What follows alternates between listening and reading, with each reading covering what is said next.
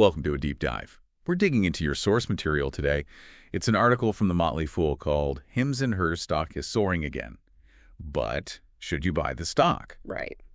And our mission really is to unpack what this source sees as the key drivers for HIMS and Hers lately, their big plans, and importantly, what the article concludes about it as a potential investment, for the patient long-term holder. Oh, Okay, let's get into it. Absolutely. So this article starts by positioning HIMS and Hers Health as a company really taking aim at the U.S. healthcare market, which, let's be honest, can be pretty frustrating. That's right. The core strategy it lays out is this online telehealth platform. It's designed to sort of sidestep the usual insurance headaches by selling meds directly to people. Affordably. Right, selling directly.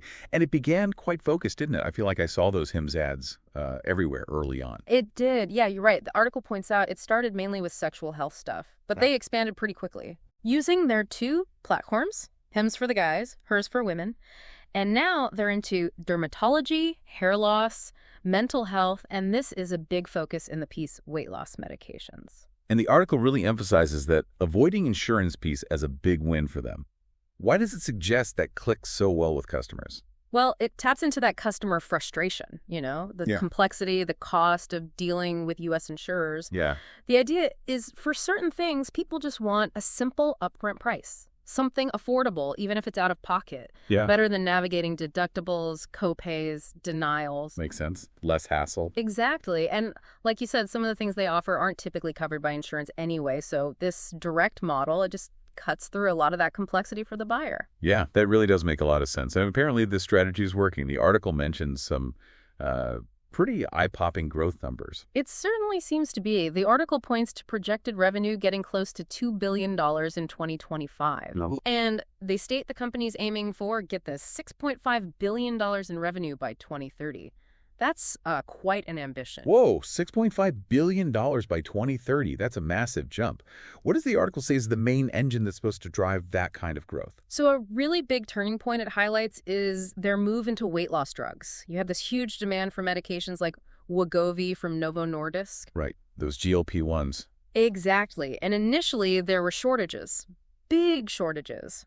This created a window, and the article says HIMS and Hers jumped on it. Ow. By making and selling compounded versions of these drugs, basically custom preps to meet demand, often cheaper too. And that wasn't small potatoes. The article notes this compounding brought in $200 million of their $1.4 billion revenue in 2024. Okay, so compounding was significant because of the shortage. Yeah. But the article says the shortage is over now, and that compounding exception ended. How'd they pivot? Yeah, that door closed. So the company reacted end of April by announcing a direct partnership with Novo Nordisk. Oh, okay, so they went legit, basically. Pretty much. This lets HIMS and Hers sell the actual Wegovy, the brand name stuff, directly through their platform. Got it. Now, they're not the only ones selling it, obviously. But the strategy outlined is, use their existing subscription model, their marketing muscle, their easy-to-use platform. Leverage what they're good at. Exactly. To grab a slice of this enormous obesity care market. It's all about distribution and making it simple for people to get. Okay, so weight loss is clearly huge. But $6.5 billion by 2030. That feels like it needs more fuel than just weight loss, right? What else does the source mention? You're right. It's not just that. The article points to another major strategic play. Yep. They intend to acquire Zava. Zava, who are they? A European telehealth competitor. So this is framed as their way to jump across the pond, basically. Expand internationally fast. Yeah. Zava apparently already has 1.3 million active customers in places like the UK, Germany, France, Ireland, big markets. So it's like taking their direct-to-consumer playbook and just, boom, planting it in Europe. Precisely. The article suggests that the plan is for HIMS and Hers to bring its model, its marketing smarts, its subscription approach, and just, supercharge Zava's growth over there. Interesting. And then looking even further out, the source mentioned something about a broader vision, personalized healthcare. Yes, that's painted as the sort of longer-term game. They're apparently thinking about unique drug combinations, maybe even building their own facility for outsourcing. Real? Yeah, and developing at-home testing. The big picture described is really disrupting more of that traditional healthcare journey.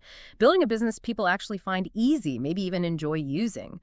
And the article points to their current base, 2.4 million active customers, as proof that this easier approach is already finding an audience. Okay, let's switch gears to the financials. It is a Motley Fool article, so they dig into the numbers. What stood out there? Well, first off, a pretty impressive gross profit margin, 77%. Wow, 77%? That's high. Yeah, it is. And looking towards that big $6.5 billion revenue goal, the source suggests there's potential for serious profitability once they scale up. How serious? They estimate a potential net profit margin of over 20%, which, on $6.5 billion revenue, that could mean something like $1.5 billion in bottom line profit and free cash flow. Okay, $1.5 billion profit. That's substantial. But getting to a 20% net margin, how does the article suggest they bridge that gap from where they are now? A key factor mentioned is marketing spend. Right now, it's pretty high, about 40% of revenue. Yeah, you see their ads everywhere. Exactly.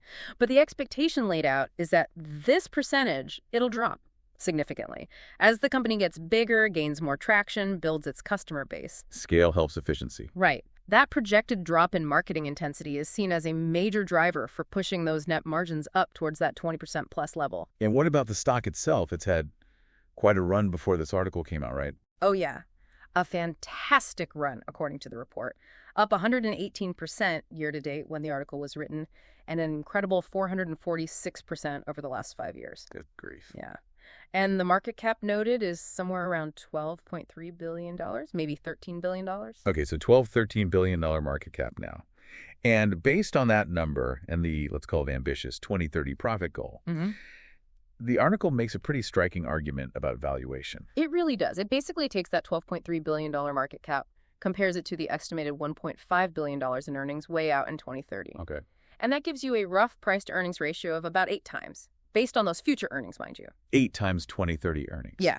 And the source's opinion, pretty blunt. It calls that dirt cheap for a company growing this fast. Dirt cheap. The implication is clear. The market will likely value the stock much higher than 8 times earnings 5 years from now, assuming they hit those targets. So, potentially, significant upside from here. Okay, dirt cheap based on very optimistic 2030 targets.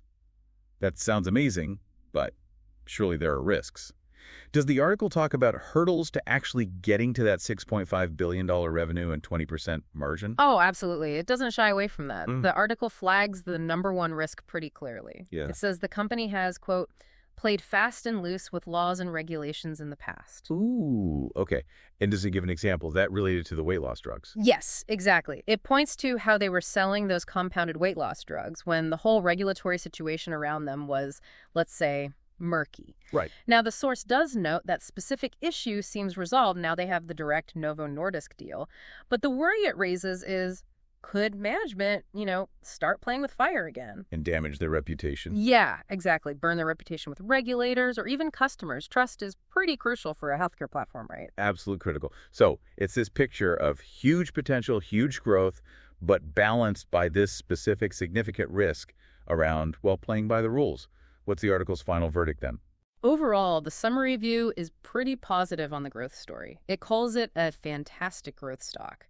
And it highlights that Zava acquisition as having basically doubled its addressable market overnight. Adding Europe on top of weight loss and everything else? Right.